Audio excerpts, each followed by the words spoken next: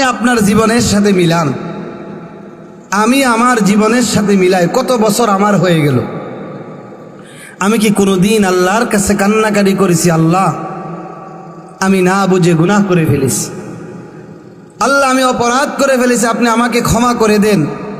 এটা আমরা বলতে চাই না, আল্লাহর কাছে বলতে চাই না।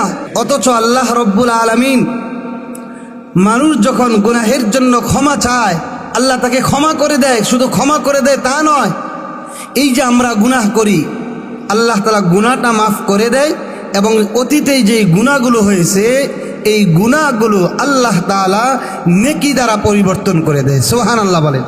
ইল্লা মান তাবা ওয়া আমানা ওয়া আমিলা সলিহান ফাউলাইকা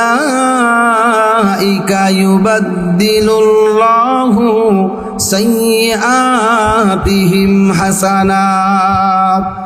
প্রিয় ভাইরা আমার, আল্লাহ তাআলা বলেন, আমার যেই সমস্ত বান্দারা গুনাহের কাজ করার পরে, অপরাধ করার পরে আমি আল্লাহ তাআলার কাছে গুনাহের জন্য ক্ষমা চাইবে, আল্লাহ তাআলা কোরআন বলে আমি আল্লাহ অবশ্যই তাদেরকে ক্ষমা করে দিব।